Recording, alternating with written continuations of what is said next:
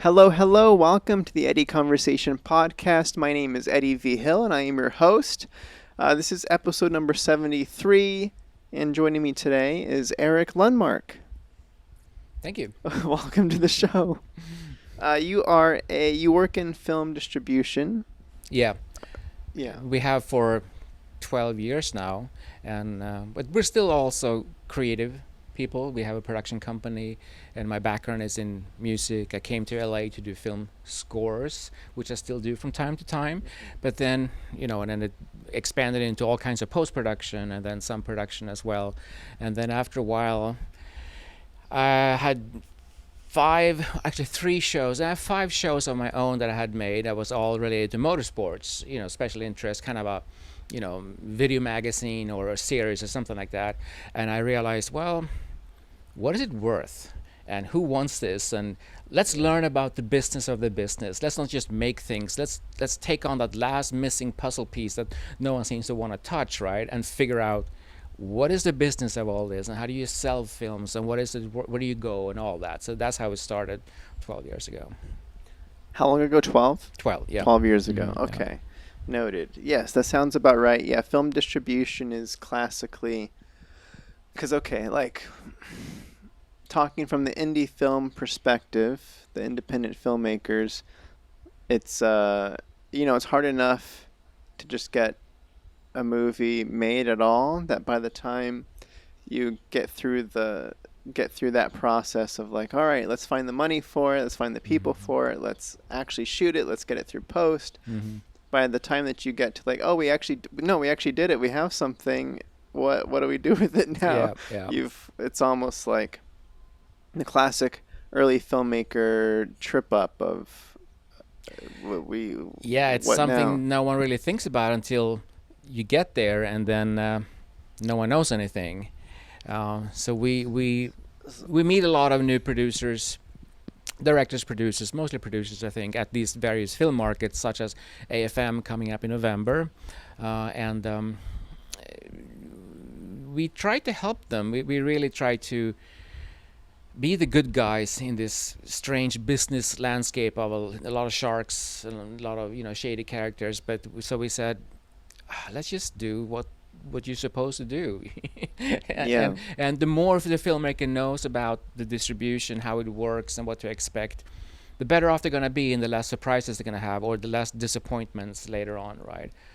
So Yes. you want to jump into how distribution works? So that's what we're talking about a little bit today, as much as let's see what we can cover. Mm-hmm. But yeah, okay, so I guess for starters, I don't know my thought was just starting with a basic overview of what you do specifically, and then we can kind of work our way back from there and talking about the filmmaker and Okay. Yeah. So the distribution, what we do is, even though, we've been at it for a while. 12 years is, I feel, substantial. It's not 30 years, right? But still, we've been around long enough to have seen the business change, even in these 12 years. Traditionally, film distribution and sales, because there are two separate halves to it. Distribution is when you release the film, where you have control. So we are a US distributor and foreign sales agents, right? So in the US, we release films on all these platforms. So we try to sell to cable TV or something like that. Internationally, we can't release a film because we don't work in these territories. We don't have a business entity in Germany or Spain, or we're outside. We can't do that. So how these markets work, then we go to the markets. We are sellers, but it's called a foreign agent, right? Sales agent. But we sit at a table like any market and show our films, and the buyers are the ones walking around, and they look and see if they'll find something they like, and they make an offer. And that buyer is really a distributor in their own home territory. Sometimes it's just one country, sometimes they buy for a whole region. That's why we tend to use the word territory instead of just countries. And then they take that film back to where they work and operate, and they release it and do marketing and so on for the film. That's traditionally how it's always worked. Now, what has changed on the international side is that because of the power of Netflix, Amazon, especially those big streamers, is that they do so much domestic production in different territories, right? So let's talk, say Germany for example. So you have this German distributor. He sees a film in one of the markets, a little indie film, but he still feels like this is a really nice film. I think it could do well where I live. All right, so he pays maybe $10,000 to $20,000 up front for it as an advance payment, an MG, a minimum guarantee. And it takes it back and releases it. But now Netflix is so powerful, and they make their own productions in the German language, that this distributor have nowhere to release the film unless he feels he can sell it to German television or German Netflix. If he can't get those sales, he can release it on the regular Amazon and iTunes and so on, but it's very, very difficult. So that has changed the international landscape, that it's become even more important to have recognizable cast names, because in the film business, the real currency is the fame factor, unfortunately. You can make wonderful films and you can win Oscars and all kinds of things, but if you do it as a business and you try to plan your business model and operations and cash flow and blah, blah, blah, the real value, the real currency of the film business is the fame factor. So then what we do now, we have transformed away from traditional foreign sales, because they've just kind of gone away unless you have the fame factor. So we are hooking up with international VOD platforms, and we try to release the films internationally without that local distributor, because they're not buying the films anyway. So we're trying to be direct with the platform, so we have more of an international reach. Okay. All right. Okay, there's a lot there. All right. So, noted. Okay. I'm thinking about, so what, for independent filmmakers making movies without recognizable faces, what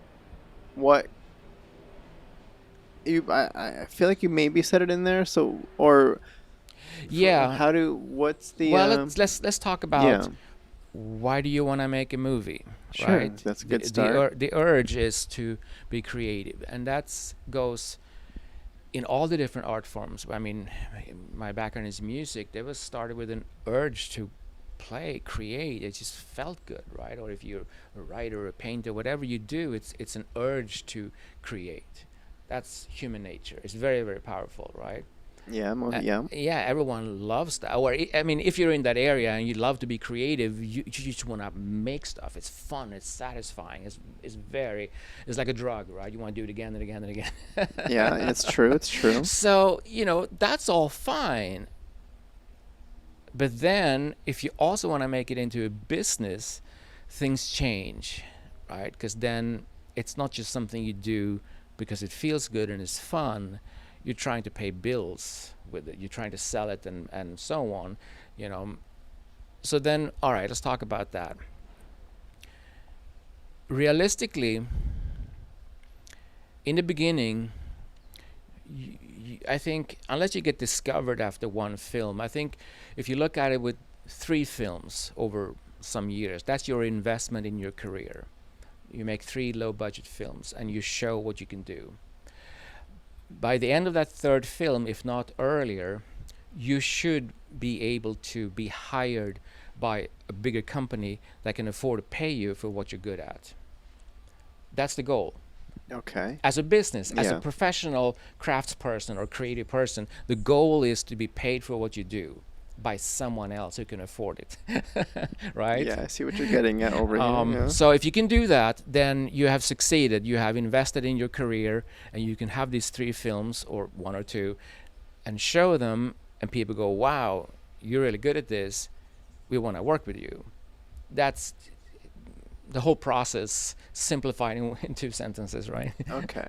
So not to put words in your mouth here, but are you saying that the making of the independent feature film, let's with on that smaller scale with people that nobody recognizes, is more of a, at the end of the day, probably more of a calling card piece than Hmm. a money making piece. Like don't really make that with the intention of Yeah, absolutely. striking gold. You're Yeah, here to absolutely. you're Yeah, okay. yeah, yeah. You have, if you think, look, you can do all kinds of Google searches online. Indie films that were successful, or however you phrase it.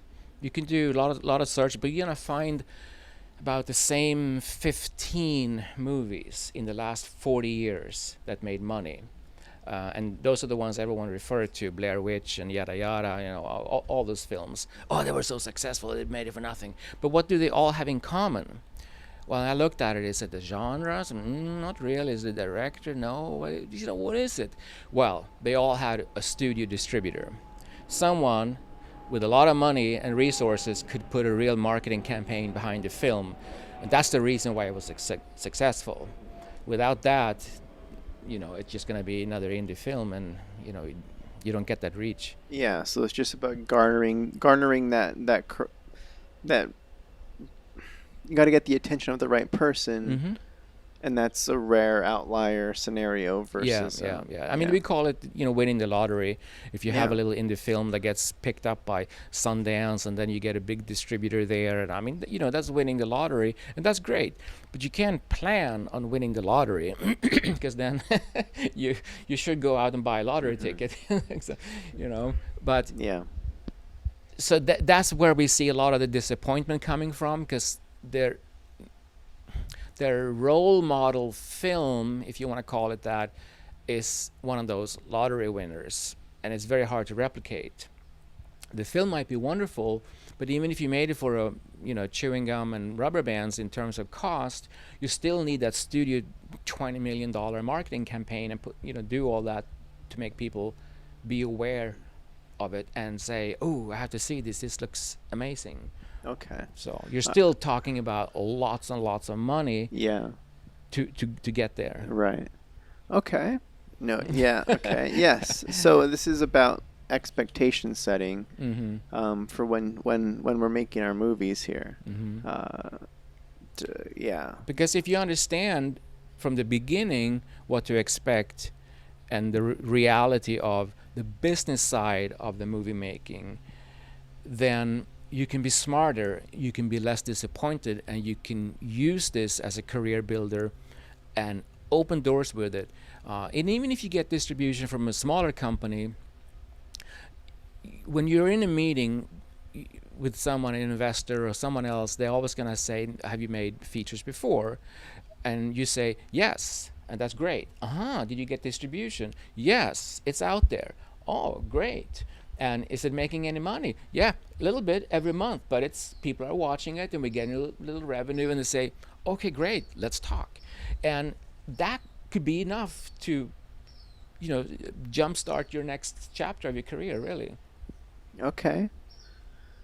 So, all right. Yeah, I think that was going to be the question I was going to ask was, if not the money aspect, what can filmmakers be doing to put themselves in a, like, what else can we do with our films to leverage that product in the ways that you're talking about? With, we want to showcase our work, we Mm-hmm. want to showcase our abilities. Mm-hmm. Is the best is the distribution going to get it out there and accomplish that, or are there other avenues we should be doing that will actually, like, get that done via, like, the festivals, Yeah, yeah, or just all of direct those send? things. Okay. No matter how you get the film seen through distribution, and you can even try to do self-distribution if you want. It's a lot of work. But festivals, distribution, any way to get the film out there, because you want it to be discoverable, right? We want people to watch our work. Yeah. Exactly. And Yeah. you want feedback, and hopefully you want people to say, "This is fantastic. Okay, great, hire me." Yeah, yeah, exactly. Yeah. Okay, so you kind of mentioned this early on too. As filmmakers that are new to traversing the distribution landscape, like Hmm. you said, that it was a goal of you and your company, I don't think we've mentioned the company, Leomark Studios, Yep. um, to do things the right way, and Right. so Yeah. if we can speak a little bit on things people can look out for, on like maybe poor practices or bad practices that are kind of a little bit red flags that maybe a newer filmmaker won't recognize as a red flag. True. Yeah. So let me just back a little bit. Sure. Why we came to this. Um, well, when we got into the distribution, we of course we're just straight shooters, and we do what we're supposed to do, and we give the filmmakers 80% of whatever money comes in. There's no hidden cost or fees or anything like that later you go, wait a minute, what is this, right? It's pretty much just straightforward. And we learned after a short while that people thought we were amazing because we paid them every month. Okay. It's like, well, I mean, even if it wasn't much, it was still like every month was a report, and there was some money, being sent and so on. And we realized the bar was so low that it didn't take much to be considered, a great distribution company, because we just did that, and we didn't have any hidden fees or costs or expenses or something like that. So one thing, if you're shopping around for a distribution company, I would say be sure to read a contract carefully. And if you don't understand contracts, you need to hire a lawyer for an hour or two to go through the contract and evaluate it for you. And the number one thing to look out for are expenses. Because expenses, they can be written in a way in the contract so they're non-approvable, meaning you don't get to say yes or no if they happen, and they're non-verifiable, meaning they're not going to show you receipts. It's just going to be an expense cap of anywhere from 5,000 to 50,000, and whatever money comes in, they're just going to hold on to that and call it expenses. So we don't like that. So yeah, you can sign off on, I guess, how expenses kind of get tracked, or yeah. So the way we do it is say we don't have any expenses. If general expenses, if expenses come up, we discuss it with the filmmaker, and they get to say yes or no, and then we front the cost and recoup from first money in. But still, we need them to be part of the conversation, understand where this money is going. But we don't charge for our time or phone calls or other overhead and things like that. It's and the typical expenses we have, and most companies have, is something towards the marketing of the film.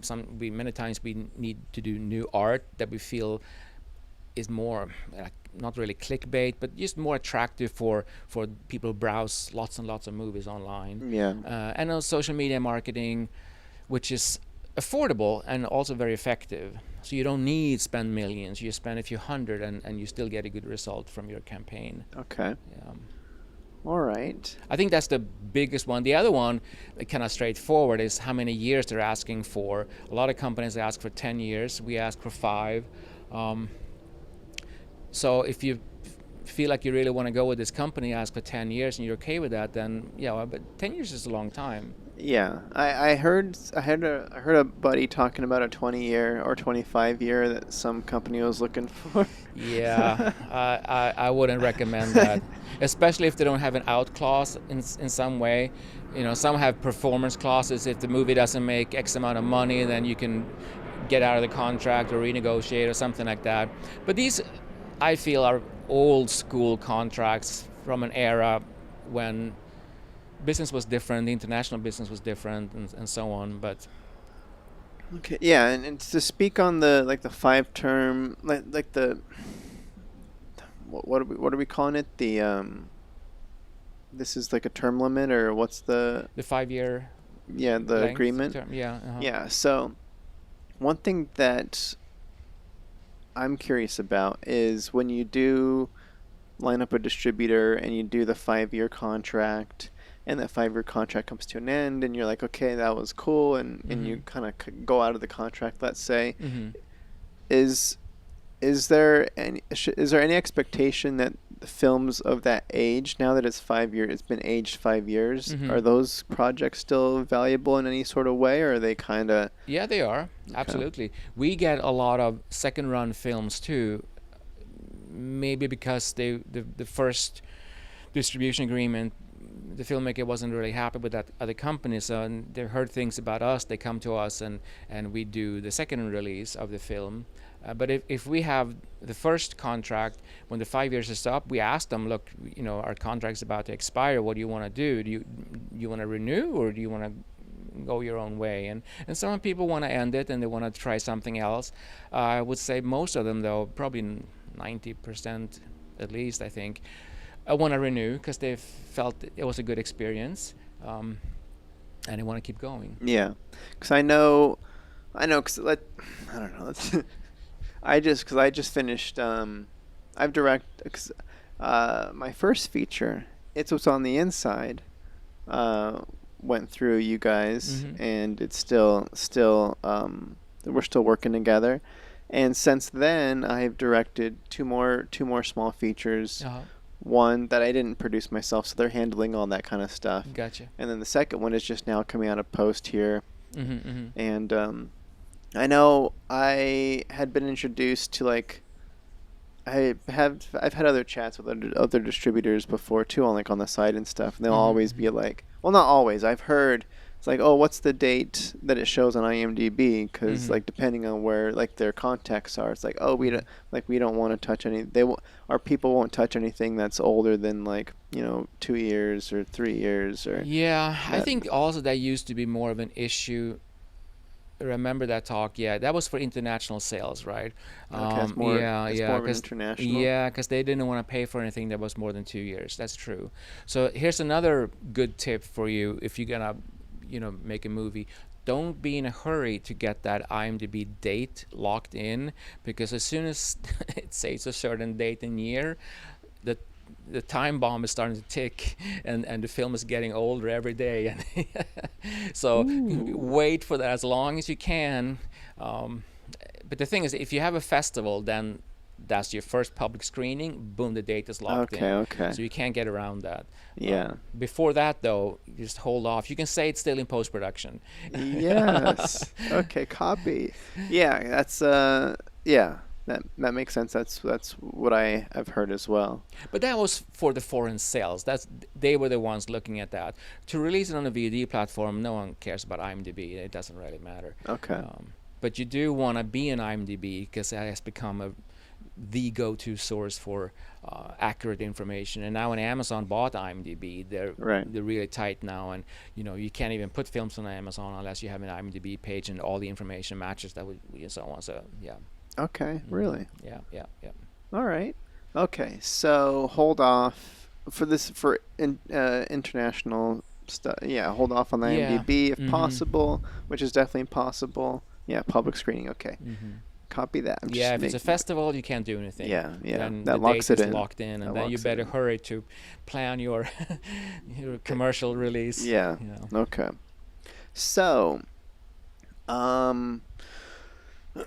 so in working with filmmakers, is there an ideal window in which a filmmaker will start conversations with distribution? Is this a pre-production chat? It's hey, I've got the script up and running, and I'm gonna be jumping into at what point is it ideal to start the convos to get ahead of what's gonna make this sellable or Well, it depends if what type of film it is, and it also not so much the type but the budget level. Okay. That's what it really depends on. So if you're doing a film because of your creative urges, right? And under 100K. Yeah, then it doesn't really matter because I think you're trying to do a festival film, and it's a career builder. You're showing your work and so on. You shouldn't really be caring about your business entity, because you want to make the film really unique and special and your own personal piece that people are gonna go, wow, But if it's a business, then the budget will be higher. There's no way around that. Yeah. Because you're talking about that fame factor that you need to pay for. So then I would say come to a distributor early with the idea, synopsis. You have an idea for a story, and because we do this too, we develop stories with the writer and producer, and we do a co-production together, and we try to figure out how do we do this? What's the budget level? Where do we take it? So the next step is when we feel we have something we can present, we want to go to one of these major exhibitors, the major streamers, or anyone who can partner up with us, and if not foot the whole bill, at least half of it, right? But we do want to know that if we make this, are you interested? Because we're talking money, lots of money. Yeah. And if they're not interested, there's really no point in doing it as a business. Right. No, most definitely. So I'm thinking we're talking like millions here, Yeah, or mhm. yeah. Yeah. Okay. So 2 to 5. That's 2 to the 5. next sweet spot. Yeah. All right. Okay. So if we're talking actual money here, those conversations should be happening up front, because Yeah. okay, because you would effectively, would you lock in a deal at that point? Like you'd have, yeah, they would be footing the bill, therefore they're kind of locked in contractually to pick it up later, because they're investing their own if you can money, get yeah. that, that's wonderful. If you can get that, that's what we're all trying to do, Yeah, right? yeah. Trying to make them commit with actual money. Sometimes you get a letter of intent that, yeah, this looks really interesting, and we're interested. If you make this, we will most likely, buy it, but they don't commit. Right. So there's still a Yeah. gamble, but even that is an open door, right? Yeah, we'd like to see this when it's done. That's great.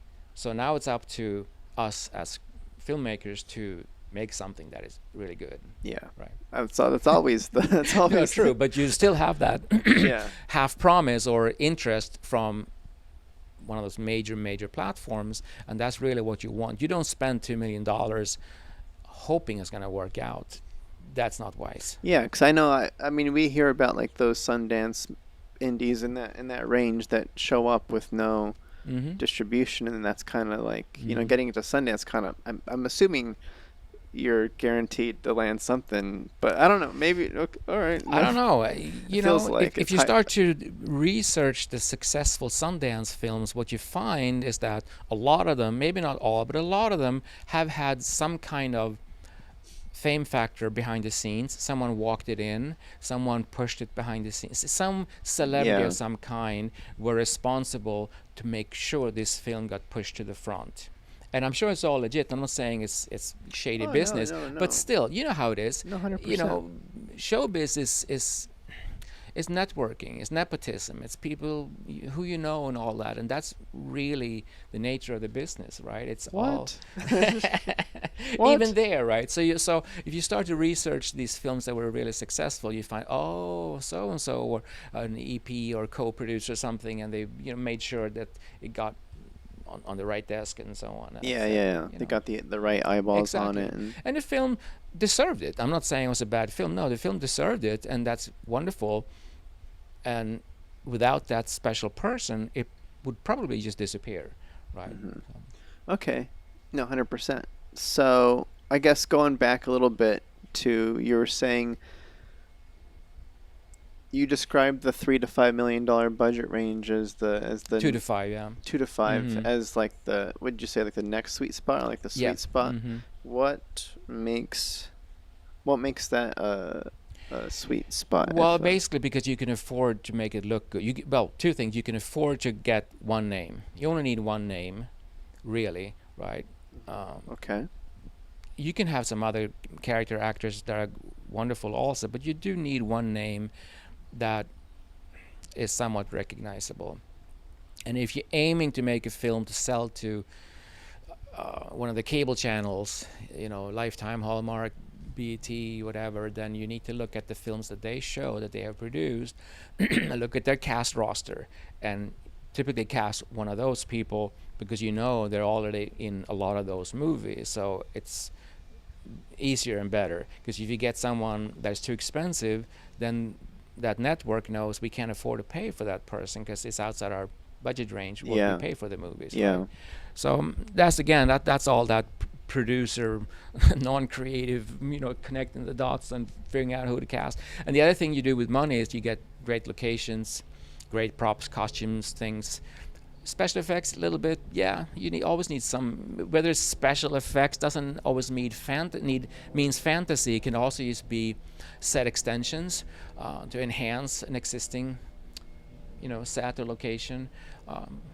But basically you make it look good or you make it look expensive. Yeah, You and know.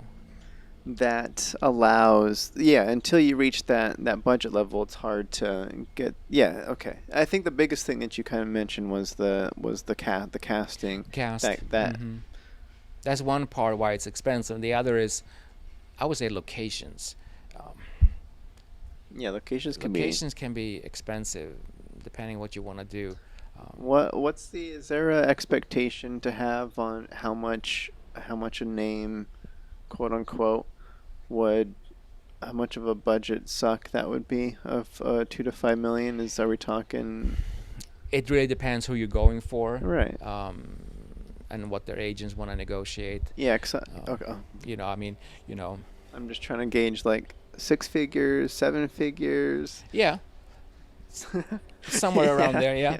All right. I We're mean, not it talking depends. 5 figures. Yeah, they're not be 6 and 7 figures, depending on who you get, Yeah. really, and how long you need them for, how many days, and what kind of movie. Yeah, and how interested they are in the project. Yeah, Probably because it's still, helps if it's a too big of a name, it's gonna be big step down for them to work at 2 to 5 million, and they need to make sure that they come off looking good because it's their career, right? Yeah, And 100%. If you don't make them look good, then they're gonna be careful.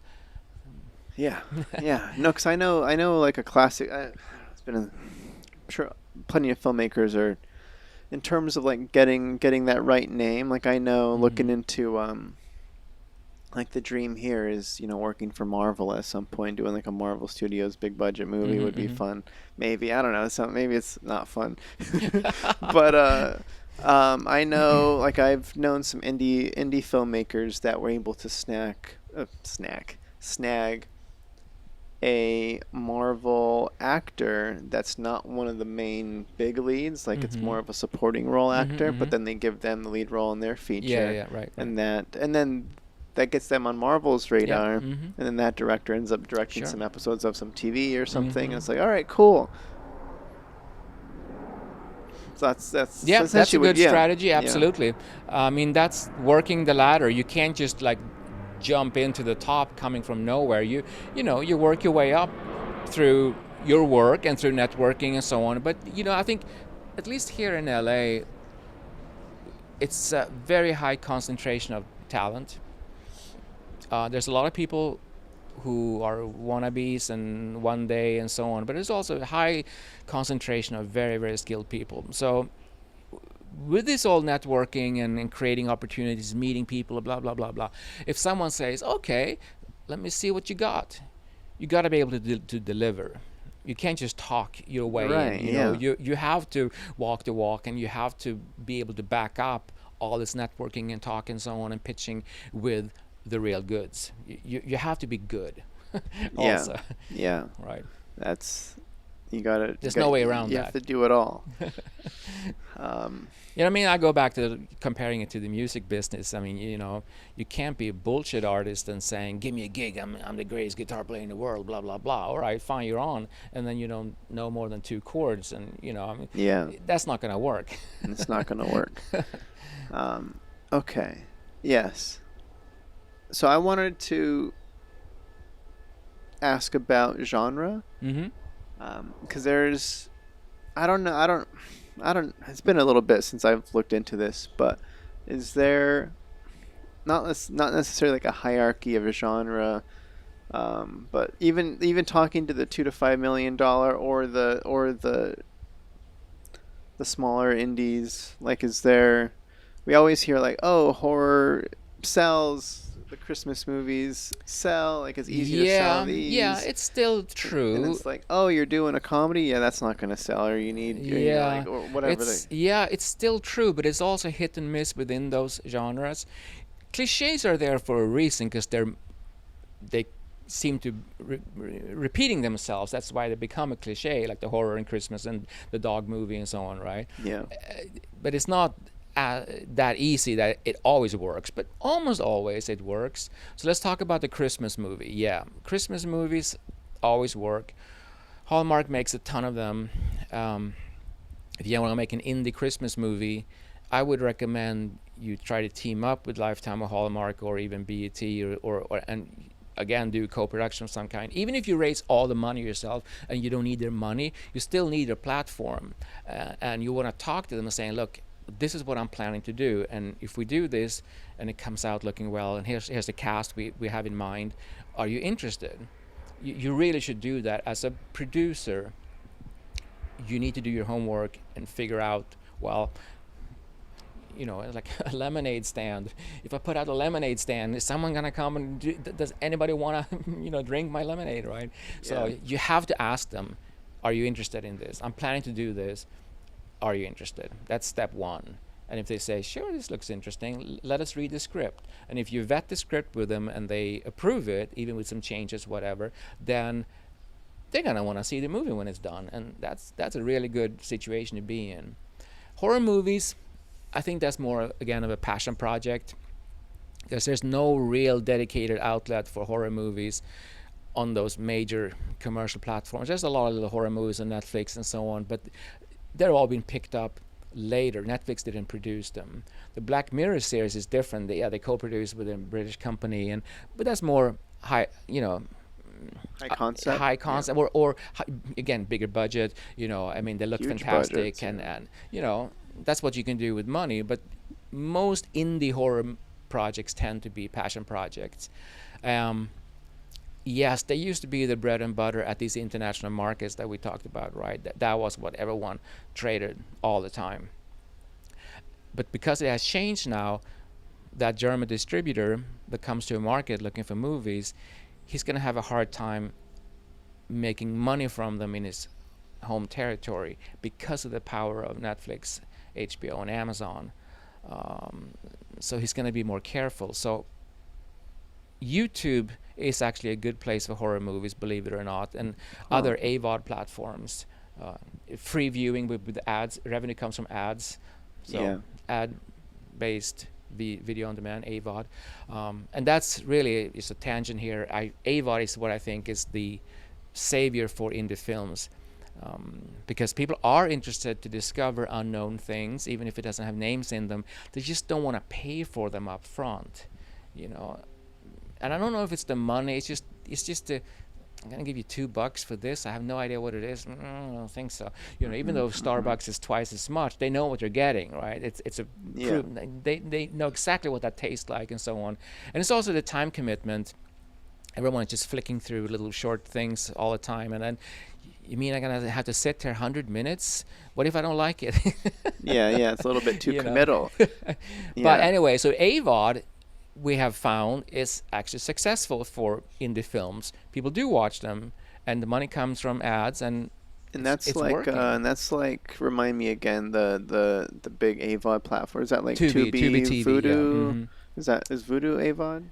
I forget. Maybe it's Tubi. I think. Yeah, Tubi is the big one, and it's amazing. We met with Tubi's parent company back before they were their own company. Now they're bought by Fox, but it was a company called AdRise. We met them at NatP, one of these markets in Miami, back in 2012, when they were brand new. We was walking around, hey, we got this little channel, and I had my motorsport shows, and I said, okay, yeah, let's try it. It's free, but hey, why not? Let's just put them there, see what happens. And they're still there. Oh, nice. Nice. So that totally works. But we're talking about horror and so on. Yeah, so the different genres. Horror then has become a bulk product. They are released on these AVOD platforms, but YouTube now have started to be more careful what they show. It can't be too sexual and nudity, topless and all that, and not too gory. They just say no thanks, because it's a family channel and we're not going to get the advertisers. They don't want to be part of it. So you're going to have to cut out all that stuff and destroy the movie in order to have it accepted on YouTube channels. That makes sense. So the horror has become cleaner, if you want to call it that. The nudity and the gore is being phased out because it doesn't have a home anymore anywhere. Interesting. Okay. The other thing is, if you want to go the family route, the dog movie is still a staple. Anything where the dog, like Lassie, right? The dog saves the day. In some way or another, the dog has to help the plot to solve the issue, save the farm or rescue the Yeah, kid or whatever yeah, it is, right? Yeah. yeah. I mean, I was even thinking about, and this isn't a small budget movie, but the Channing Tatum dog movie Mm-hmm. named Dog was a thing that came out. Was it this year? But yeah, yeah, dog movies. Yeah. Okay, Yeah. dogs are. I don't feel like that's indie friendly filmmaking, but Well, we see a lot of dog movies at these markets where there's just all little indie, it's low budget movies, sounds and like torture. the On low the filming budget side. movie, the indie movie internationally, they range from nothing to a million or so. You know, because if you have movies with names in them, you don't have to take them to a market because you know that they have value right away, and with the right connections, you can just present them directly to the networks or the cable stations and etc. Yeah, etc. Right? You yeah, don't need to sit at a market and put them on a table. I mean, it's you know yeah. those films are sold through direct connections. Hmm. Okay, so yeah, that's Christmas and that's horror. Hmm. What about everything else, like drama? Well, let's talk about what doesn't work. Sure, yeah, let's go. Let's go there. Everything. I mean, every film has an audience, right? Every film has an audience, and you have to find it. And if the film is well made, we don't talk about films being good or bad. We talk about them as an expression we came up with. We call it skillfully crafted. Okay. Right? Because that's respectful. That's nice. If the film is skillfully crafted, then it will have an audience. We believe that. But what we have seen statistically, just looking at the revenue and the terms of views and clicks, is dialogue-driven relationship dramas in the indie film world. They are the ones that fare the poorest. There's just not a big interest. They're great for festivals because they deal with human nature and human condition and how we all connect to history and eternity, and we all deal with the same issues now or when we were cavemen or in the 1700s. It's that kind of connection to who are we, right? Yeah. And they're great for festivals, but it turns out that people rather see a bunch of zombies running around than contemplate. Than to think about life and Yeah, unfortunately, because we like those films, especially if they're well made and if the cast is not recognizable, they're usually good actors, strong performances, and so on. But for some reason, they just never click with the audience. Yeah. Maybe it's that if people flick through unknown indie films, they're looking for escapism. They're looking for something else. They're not seeking that typical indie festival film that is the dialogue-driven relationship drama. Yeah. Yes. Okay. No. Yeah, Sure. it is sure. what it is. I mean, we just don't see the money from them. So Yeah. All right. So that's is that the what not to do category? Well, I don't or- want to say that, but if you're looking at it as from a business perspective, then you really need a strong name to make it interesting or to make it a business project, right?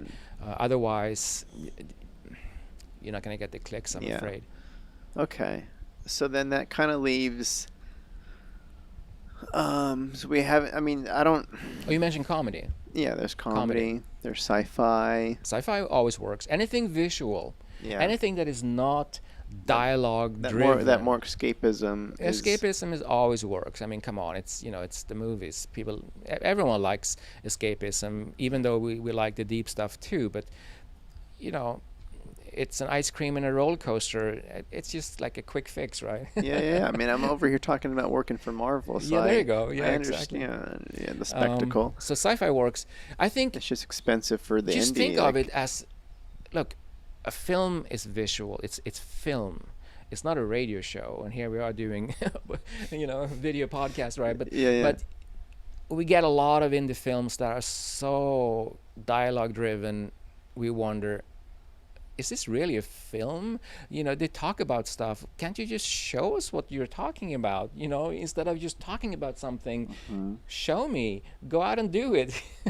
They talk about what happened to them. Last year I had this terrible accident. Da da da da da. Well, okay, I'd like to see that. Engage me visually. So I think no matter what you're planning to do, think visuals, make it interesting to look at. Okay. Yeah. That sounds like solid advice. So we're in a visual medium here. Yeah, exactly. So, all right. So the genre. Okay. So it's kind of the classic trope of the genres that work seem to be still the genres that work. Yeah. And, you know. Yeah. Okay. Let's see. Let's talk about. All right. So, speaking of filmmakers that aren't again the basic indie first time filmmaker, second time filmmaker that is now trying to get distribution for the first time or and hasn't been through the process before.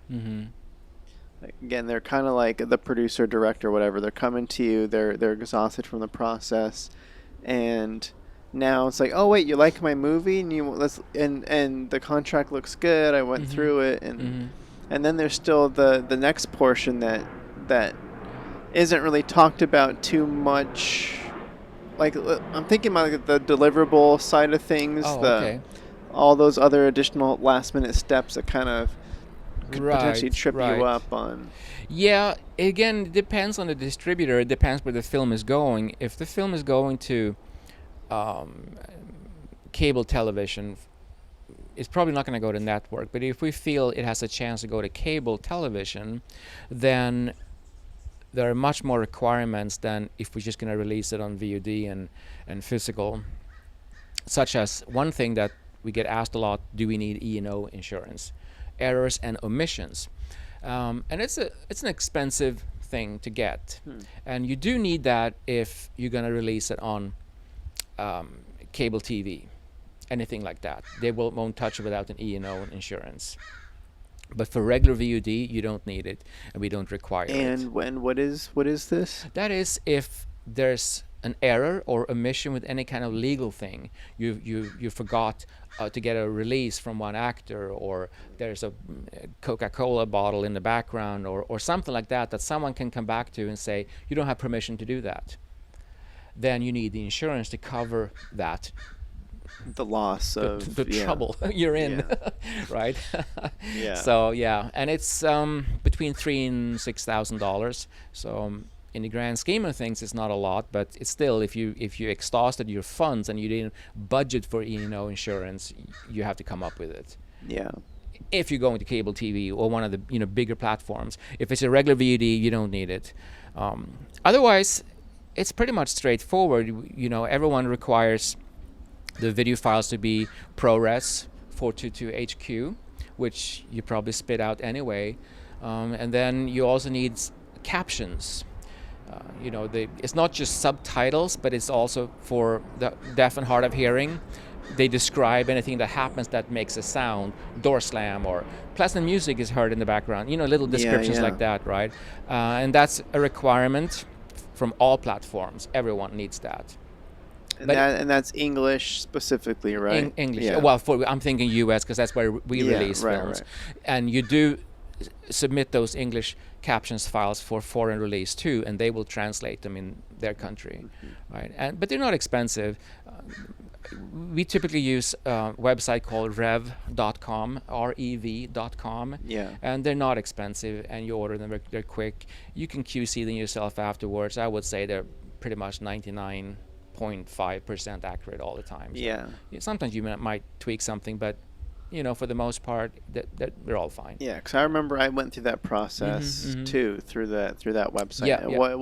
It was cheap and it was easy and it was fast. Yeah. And I know that I did have to go in there and tweak. I know we had like a song playing in a scene, and I got the lyrics wrong of the song, so I had to kind of go in there and fix that kind of stuff. But it was.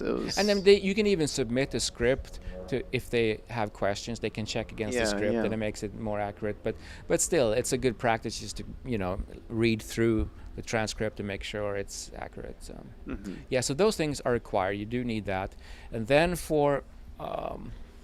we used to require printed posters for these markets, but for the last few years, there hasn't been any markets. It's been online, so we don't. Yeah. We have kind of scrapped that.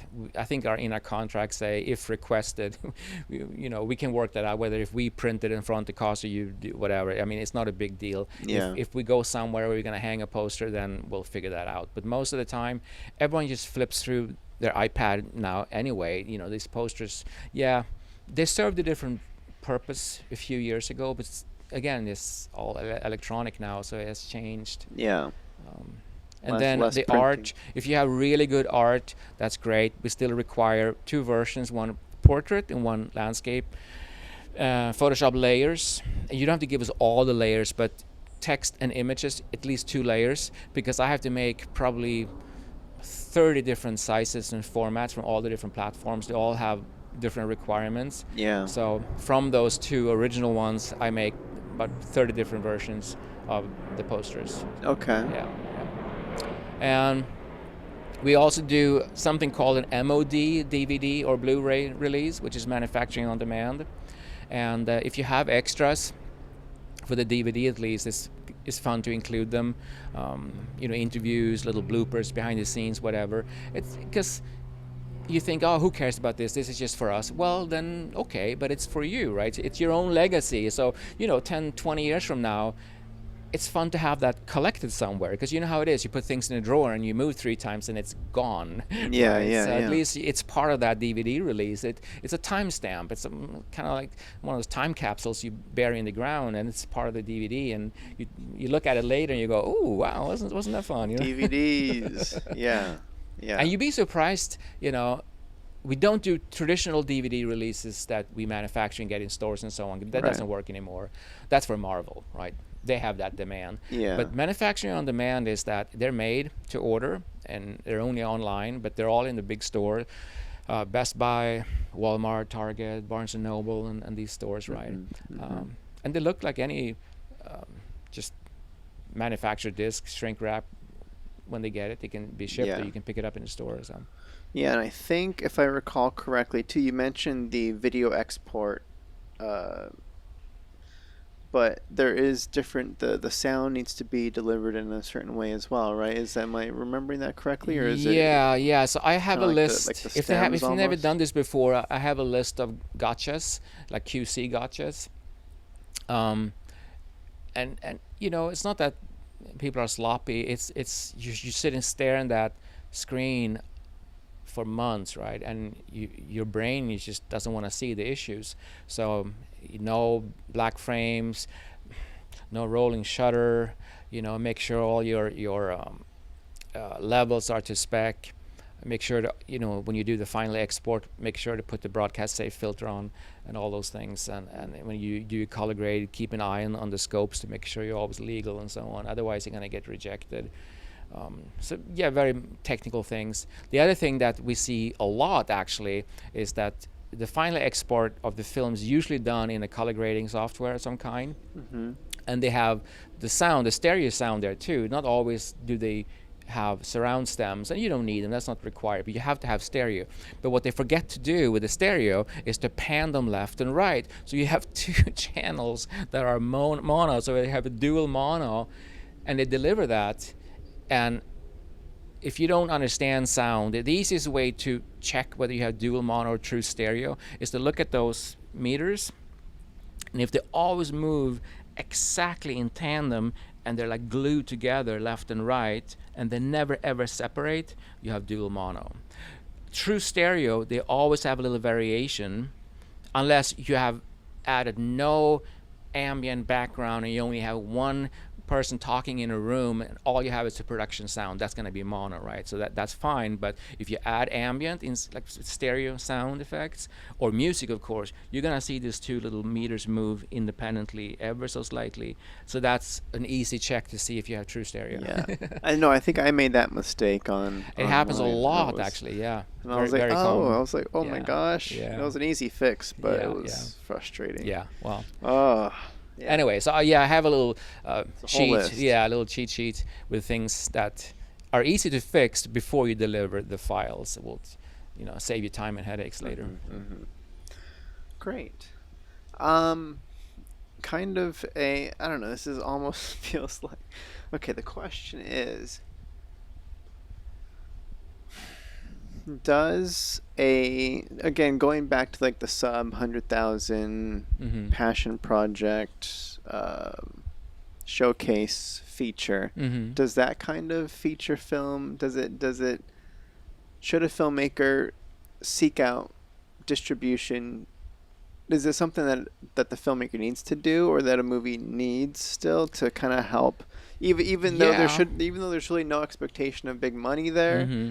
that I the think so. process should still. Again, because like I said, when you're in that meeting for your next project, gonna ask those questions. Have you done a feature before? Because everyone is very nervous with first-time directors feature, right? They've done Yeah, shorts, but if you've never done a feature, they're gonna go, learning curve, red flag, warning, stay away. you would think. Uh-huh. If you're talking a real budget, real project, you need to work your way up. So yeah, they're gonna ask you, have you done a feature? You say, sure. Did you get distribution? Yes, because that's a sign of approval, stamp of approval. It's a coming, like being accepted to a festival. It's like, boom, okay, it holds water, it swims, it flies, whatever. It's okay.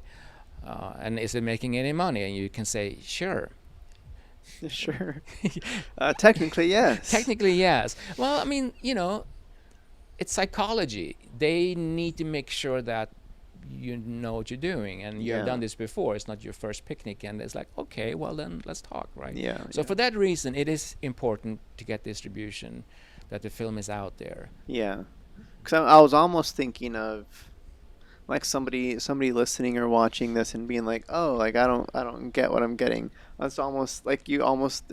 It feels like there's almost a little bit of losing hope of like, oh, my feature is a relationship, a lot of talking in a Mm-hmm. relationship movie. It does look really good and I really enjoy it and I think we Mm-hmm. did a good job with it. Mm-hmm. But now it's like, oh, it's not gonna, like, is it gonna have an audience? Is it? But Yeah, at the yeah. end of the day, it's the experience of going through the process, Yeah, regardless, it's is still. yeah, even on the distribution business side of the film process, it's still a team sport. I mean, everything in filmmaking is a team sport, including the business side. So you need to think of that in those terms. Look, you need the whole team, and the whole team is also the business side.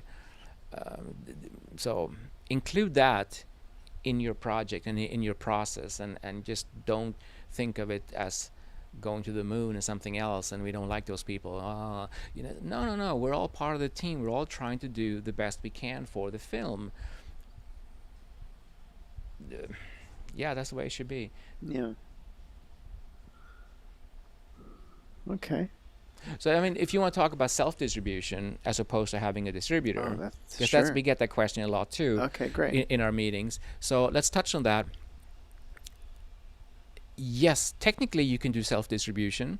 And if you want to do that, and if you want to take that on, that's fine. And it's not that it's brain surgery or so difficult, but it's time consuming. It's another job, right? So yes, you can write your own script, you can shoot your own movie, you can be the star in it and do everything. I mean, you can do everything yourself. You can cut your own hair, you can fix your car, or dig up the plumbing, and you can do. There's so many things you can do, but it's time consuming. And do you really want to do that? And if the answer is yes, then fine, go for it, right? But it's easy to just delegate. You do this, and of course you're gonna get a commission for it. That's fine. You pay the plumber too, right, or your car mechanic, whatever. Yeah. But it's the team, and now you're starting to think like a producer. That you hire a DP that is really good at what they do, and you gather this team together. It's the same thing with the distribution and business end. You seek out the best players for your team to make sure that what you're starting now is going to be successful. Okay. So I mean, that was my understanding getting into it was this is something somebody could technically do themselves, Mm-hmm. but it does. But having somebody that already has all the connections and has been through it, knows what the formats are, knows what they're looking for, and it's just it's less time for you to do it than it is for me to do it and learn Right. everything from the top Because we too. already So have the it's relationships. yeah, And many times, because of all the email lists we're on in this world of business and distribution, we get sent offers from other colleagues around the world saying, "Oh, we're looking for 20 horror movies for this new thing, and they're gonna pay something up front. And can you put something together for us?" Sure. And that's not going to happen with an individual because they're not part of this yeah, communication flow. So that happens now and then. So yeah. Okay. I'm trying to think. I don't. I've effectively exhausted my list of questions. yeah, okay. Um, and but I feel like there's probably Well, I'm trying to think back of common questions we get in our meetings. um, yeah, and these are all the things. What films sell right now? What should I be making? Sure. is that I don't. That's, It's a good question. I understand it, but it's hard because it's a moving target. Even when you try to engage the buyer and the exhibition channel, like cable channel or something like that, then they say, "Oh, we're looking for this type of film right now." Okay, but then when you made the film, that's going to be a year later, and then they say, "Oh, now we're not looking for that. Now we're looking for something else," right? I had a friend go through that just recently where she was in talks and they're like, "Yeah, we're expanding we're trying to do this new thing now," and then by the time Exactly. she was presenting it, it's like, "Oh no, it didn't work out. Yeah. We're not doing that anymore." I know. And it's like, "Oh, I just invest, Yeah, I know. So it's like predicting the future. You can't. So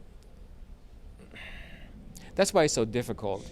It's a hard business to be in because you do have to kind of guess the future, right? What's going to be popular and so on. But if you go back to the basics of just filmmaking, making a good storytelling, movie. yeah, make it interesting, make it compelling, engage me, make me want to watch it. Because if you can do that, then it works on everyone. And if I present something to someone who's going to showcase it on their cable channel and it's really compelling, they're going to say, "Wow, let's talk," right?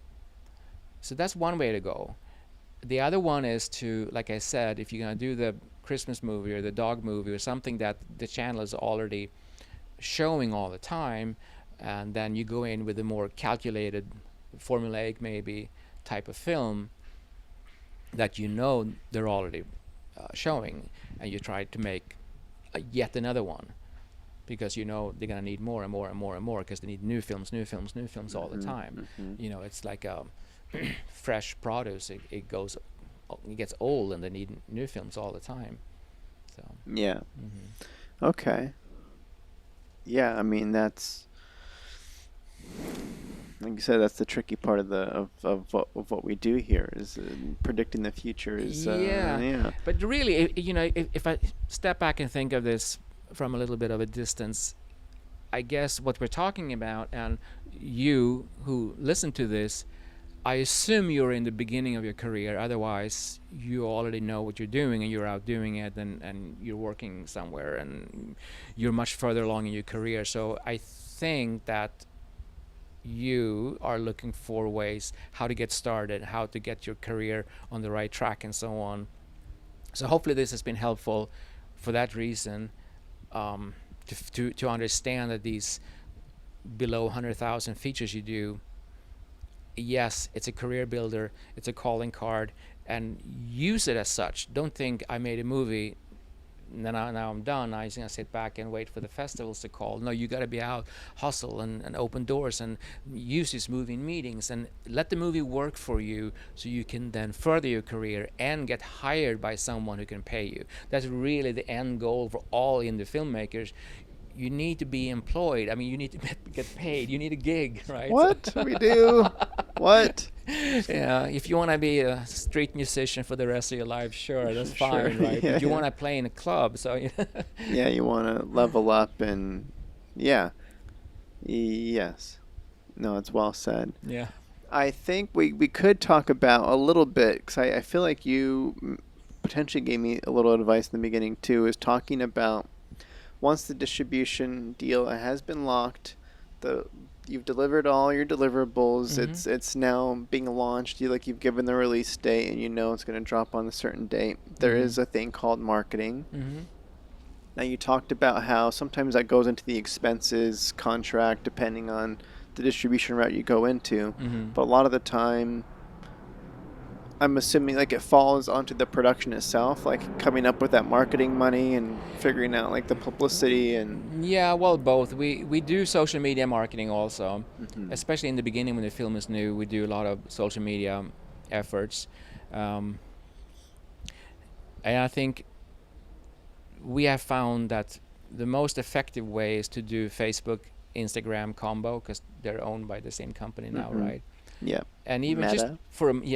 for 1 month, it's if you spend $4 a day, it's $124. It's not much money, but it is effective, and we use Bitly links. We can track how many clicks we get and where they're coming from and all that, and we can see on the Bitly page, like as soon as the campaign goes live, we see the clicks go up and they're pretty consistent. Sometimes they go up, and we can see how much we're paying for the clicks on the Facebook page there. And if we get below 10 cents, we know it's successful. Yeah. I guess just to clarify too, Facebook will spit out like the analytics of the cost per click because Mm-hmm. the different settings like cost per view or cost per like Mm-hmm. you can kind of choose Right. No, we choose how want to it's. click. We want them to click on it to get to the site where they can view the movie. Yeah. For sure. Um, so and it's good because they have target groups. You can target special interest, demographics, and so on. Um, it's very hard now to market to social issues or political issues because they're so nervous of supporting the wrong thing. But still, so yeah, below 10 cents, we know we have created the right target group for the campaign. Mhm. But even so, the ad or the post that you are blasting out is developed by the production team, not necessarily, or is that? No, we use the trailer, Okay, the the video trailer. trailer, yeah, and use the short paragraph just to grab the attention. Because if it's too Okay. text heavy, people don't read. They just want to see stuff, right? And if they're interested, they click on it, right? So it's just really the trailer. Yeah, again, lead with your visuals, right? Yeah, and we tried the paid campaigns on Twitter too, but they don't work as well. People don't seem to click on it. They're like, oh, nuisance ads. No one clicks on them. So on Twitter, we just post regular postings. Mm-hmm. And on Instagram, you have to do the paid campaign, otherwise you don't have a hot link.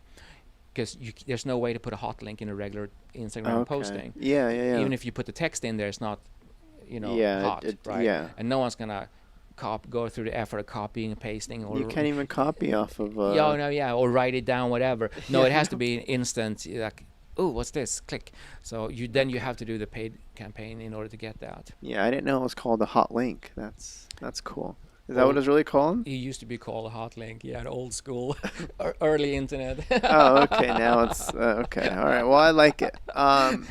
Okay, and then you're for Instagram. I know. I don't know. It's that's a physical. That's an actual like post. Because I know sometimes I don't know if this was from you or from somebody else, but it was you can advertise on Instagram on stories or on actual posts, and you want to come through on the scroll, not ads through the reels. I mean the stories. Mm-hmm. But I don't know if it matters or. I don't know how they do it because that's handled by the ad campaign. Okay, We just okay. said it, be everywhere. Just I just heard stories are bad Mm-hmm. and don't advertise there. But we do know that in the beginning we tried to just boost a regular post. Yeah. That is not as effective as doing a campaign from scratch. Okay, gotcha. Yeah. So we don't. Well, we post on our company Facebook page and so on also, right? But they don't get any views or clicks. A little bit, not much. But you do a campaign from scratch, they do work. We get a lot of Okay. views, a lot of clicks on them. Yeah. Yeah. Nice. Great. What are we missing here? Is it? Yeah, well, I'm trying to anticipate, you're sitting out there and you're wondering, well, what about this? And we don't have a live text we could read with comments, Yeah, unfortunately. we're not live. We're not streaming.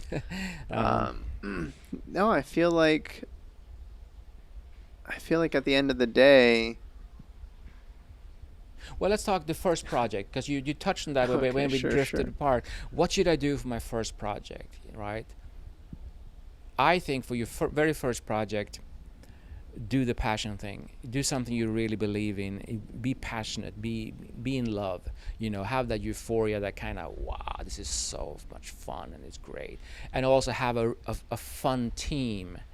People who don't whine and complain, and people who want to be part of something and really enjoy it, because it is tough. It's a lot of work. So why not try to have a good time, right? Once you're done with that experience of the first one and all that, then I think you can start to think about, all right, let's plan this. Let's see, where do we want this to go? And now you can put on your producer hat and be a little more business oriented. But I think for the first one,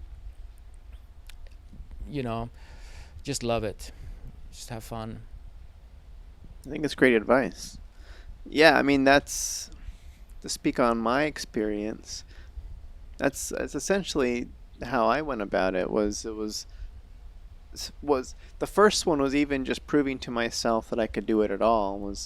I don't have the capacity to think about the business side, because I haven't even creatively accomplished this task before. So let's do that first, and if we can get there, then I'll worry about the distribution aspect and go through that path when I get there. But stop asking me about my distribution plan, because I'm trying to make my first movie. Yeah.